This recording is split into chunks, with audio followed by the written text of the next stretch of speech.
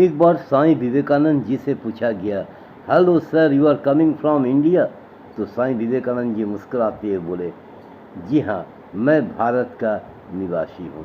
फिर उनसे पूछा गया, हाउ आर यू? तो विवेकानंद जी बोले, आई एम टोटली फाइन। वही शख्स फिर मुस्कुराते हुए बोले कि भाई आप अजीब हो, मैं इंग्लिश में पूछा तो आपने हिंदी में बोला, फिर मैं आपसे हिंदी में पूछा तो आपने इंग्लिश में बोला। तो स्वामी विवेकानंद जी बोले, आपने पहली बार अपनी मातृभाषा का प्रयोग किए तो मैं अपनी मातृभाषा का प्रयोग किया, फिर आपने मुझे आदरपूर्वक मेरी मातृभाषा का सम्मान किए तो मैं आपकी मातृभाषा का सम्मान किया हूँ। जी हाँ दोस्तों, जब अपनी मातृभाषा की बात आती है तो हम सभी को सम्मान पूर्वक अति स्नेह के साथ अपनी मातृभाषा बोलनी चाहिए। परंतु हमारे देश में ऐसे कुछ राजनेताएं हैं जो कि भाषा पर लड़ाते हैं तो कभी धर्म पर लड़ाते हैं। दोस्तों, हम सभी का है, यानी हिंदुस्तान के निवासी है कि हम अपनी भाषा को भूलकर दूसरी भाषा को अपने गले लगा लेते हैं और अपनी मातृभूमि को भूल जाते हैं। तो मेरे अजीज दोस्तों, हमेशा अपनी मातृभूमि की भाषा को हम कभी भी असम्मान न करें। राष्ट्रपिता महात्मा गांधी और पटेल जी के अनुसार हमारे देश में राष्ट्रभाषा हिंदी को ही माना गया, लेकिन कागज कलम में राष्ट्रभाषा की स्वीकृति अभी तक नहीं हुई है। हम सभी पाश्चात्य जिंदगी को बहुत ज़्यादा अहम और मर्यादा देते हैं।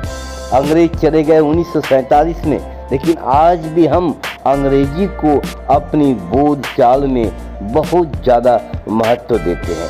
देखिए ना दोस्तों, अगर हमारे घर के बाजू में कोई बच्चे सरकारी या हिंदी मीडियम में पढ़ते हैं तो हम लोग कहते हैं गरीब है, परीक्षा का स्कूल की फीस कहाँ से देंगे। गरीब से गरीब इंसान अपने बच्चों को अंग्रेजी पढ़ाना चाहते हैं। लेकिन मेरे दोस्तों, एक बात ये बताइए, क्या अंग्रेजी आपकी मातृभाषा है या अंग्रेजी आपकी पूर्व पुरुष की कोई भाषा है? ना ही आपकी देश की भाषा है। फिर क्यों रुझान है इस अंग्रेजी माध्यम को लेकर?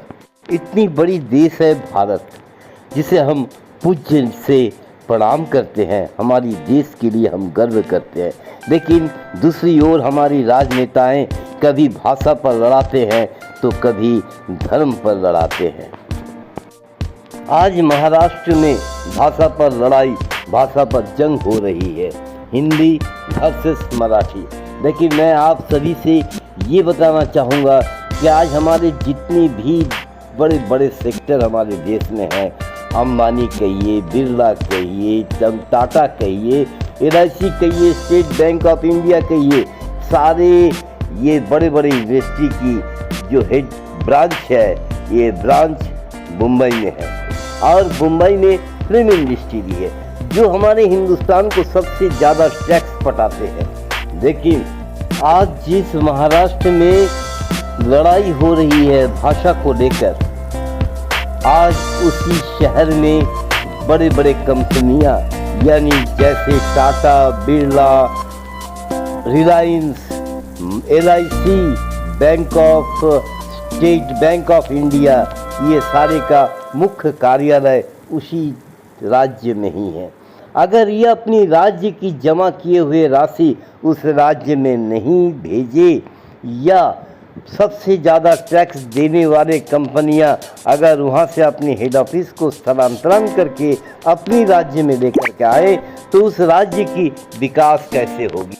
हमारे भारत में लगभग 44% लोग हिंदी बोलते हैं, यानी 65 करोड़ लोग हिंदी बोलते हैं। ये 65 करोड़ लोग अपने देश की भाषा बोलकर, यानी हिंदी बोलकर संस्कार को गले लगाते हैं, अपने आप को महान मानते हैं कि मैं अपनी देश की भाषा बोल रहा हूँ, परंतु राजनेताओं को अच्छी नहीं लगती है।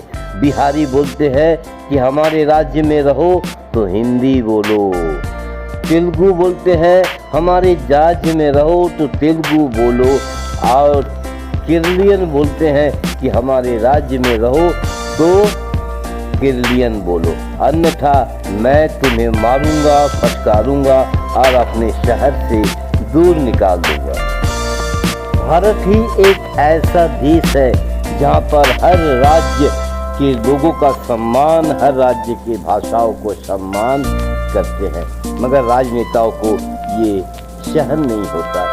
धर्म के नाम पर और भाषा के नाम पर हम सभी को लड़ाते हैं और हम सभी मूक दर्शक बनकर रह जाते हैं। ये हमारी अपमान नहीं है, ये अपमान है रविंद्रनाथ टैगोर की, ये अपमान है दिनकर जी का, ये अपमान है मुंशी प्रेमचंद का, ये अपमान है विभिन्न साहित्यकार का जिसने हिंदी को गले लगाया और हिंदी से जगत में अपना पहचान बनाया। आइए दोस्तों, हम इन नेताओं को, बातों को अपने मन में ना बैठाएं, हम सभी सम्मान करें हर भाषा को, हर मातृभूमि को, हर राज्य के लोगों को। हम सम्मान करें अपनी मातृभूमि को, हम सम्मान करें उस गीत को जो गीत हमारे राष्ट्र के लिए गाया जाता है, जन गण मन।